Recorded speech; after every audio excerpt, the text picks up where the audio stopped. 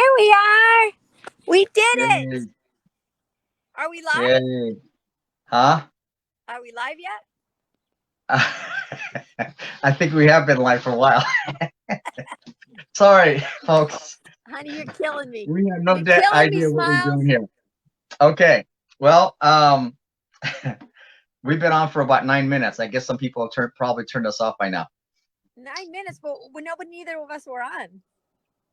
Yeah, I have no idea what it's. I don't know. Anyway, I'm not a tech guy, so I welcome. can't. It's Thursday Night Live, and I am coming to you straight from Catalina. Well, actually, we're broadcasting. My husband's in Catalina, and I'm in Buffalo, New York.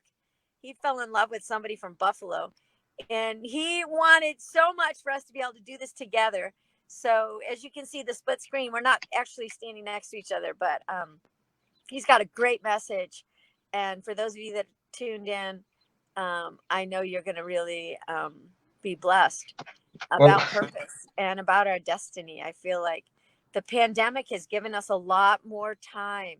There's been a lot of bad things that have happened. You know, we've had a lot of stressors in our life, but surprisingly, some really beautiful things have come out of being stuck in the house.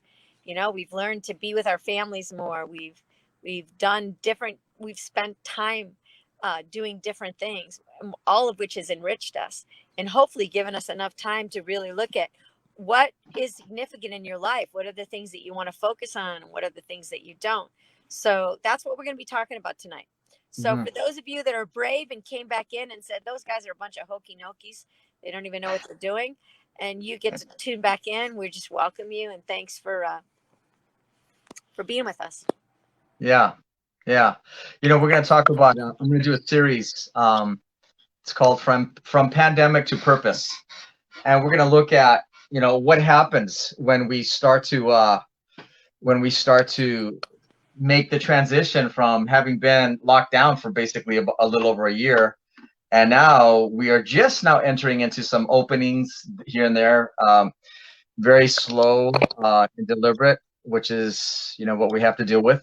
But you know, as we're looking at that, there have been some things that have happened in the midst of this. You know, we've had some social justice issues, race, identity, economic, social inequalities, and stuff like that. Government officials, entertainment industry, people in general. You know, we're all talking about this whole thing, and then the parents, they've had to have a lot of burdens of what do I do with my kids? Where do I send them? You know, I'm working, and so that's been tough, right? And then of course the unemployment, you know, those rates have risen and they're still high. And then the high risk people group, they were most affected. You know, they were not able to have access to a lot of things that would help them. And so, and then of course, poor and developing countries all over the world have been affected by this. And so the question is, you know, well, has there been anything good that's come out of this? And you know, and what I see, and others have seen, is that there have been opportunities for people to read, slow down, find out where they're at, where they're going. So people are spending less than before. They're actually having real moments, genuine moments with loved ones. You know, they're having, they're finding unique ways to get connected. You know, we've done a few birthdays online, and it was kind of weird, but it was good. At least we had an opportunity to see people, you know, and connect. You know, people have started new businesses at home. People have worked from home, have been able to work it out so that now their employers are saying, yeah, go ahead and stay home. It works out good for us, and it works out well for you. And so those have worked really well. Online schools have just exploded all over the place. And then one of the things, I saw a picture just recently, pictures of here in LA, and because of fewer cars and what have you, the skies are actually bluer. And so I thought that was pretty cool. That is cool. And so, but one of the most important thing I think that's happening in the midst of all this is that people have been reassessing their priorities.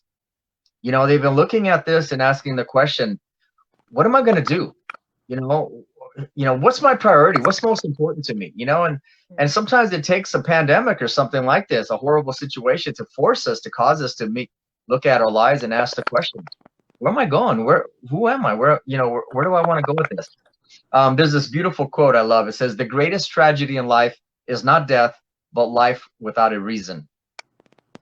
And I love that, because it's like, it's not just dying, but it's living and not having a reason for it.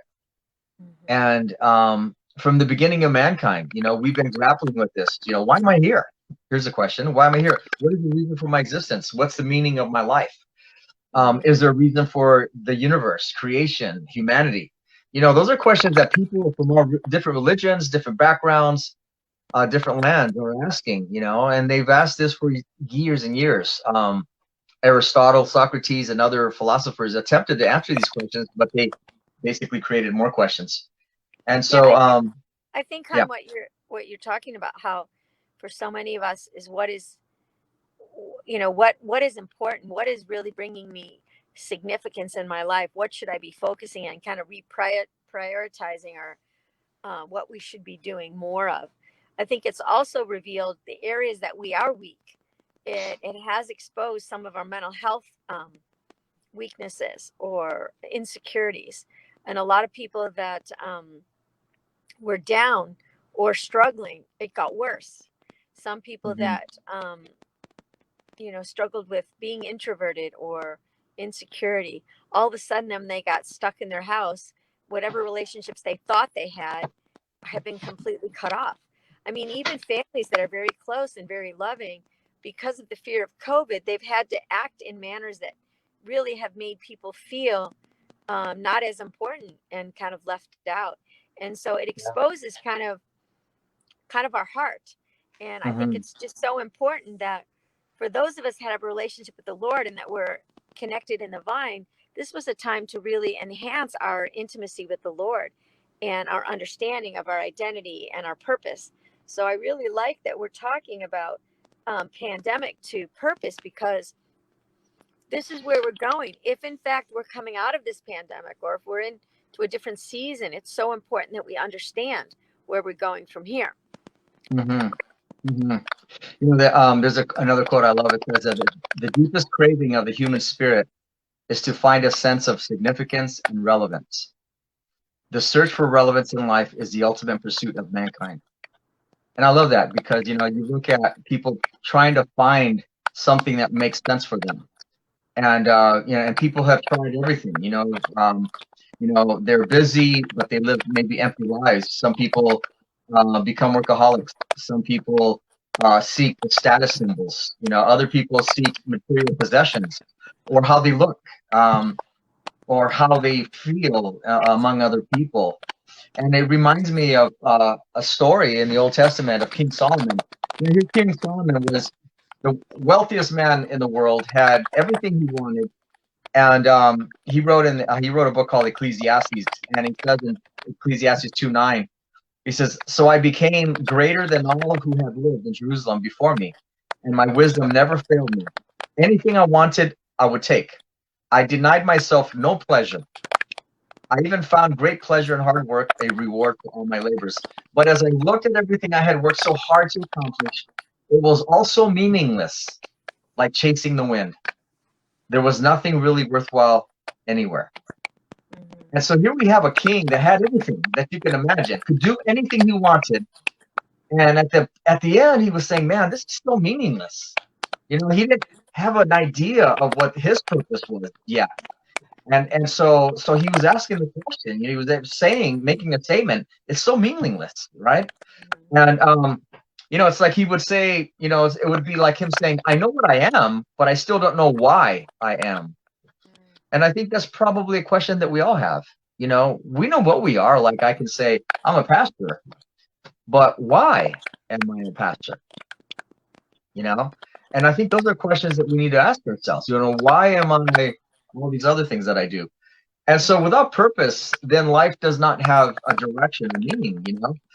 And so we're gonna pursue this. We're gonna pursue purpose, and we're gonna answer the question: who am I? Why am I here? Where did I come from? What was I born to do?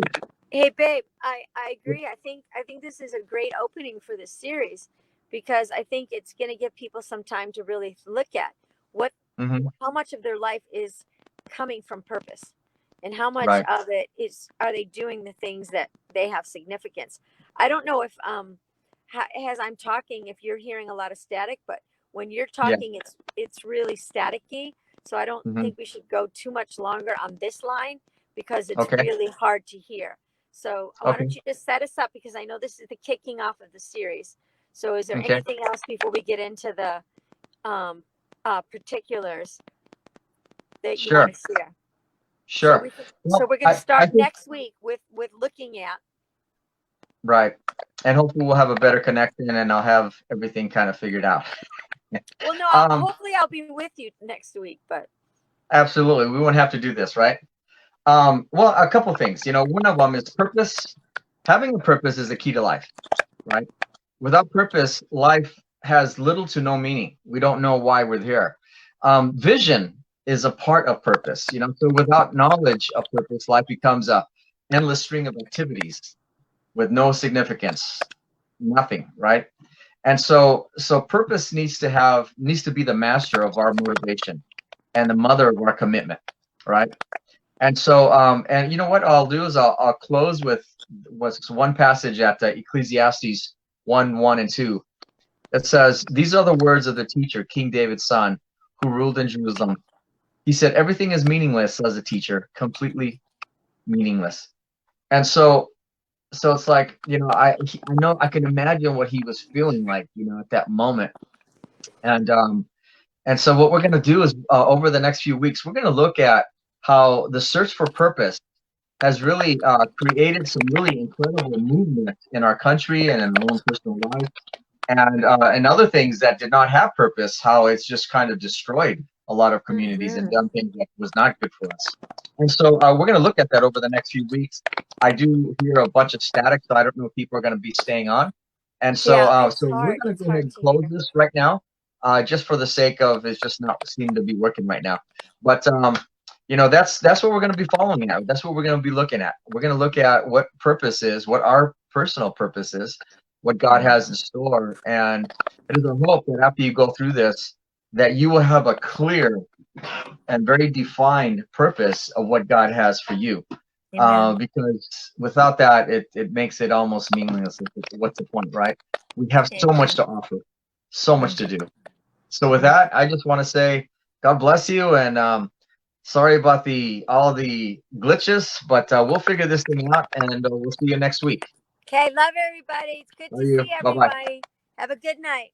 Love you, babe. Love you Miss too. you. Miss you too.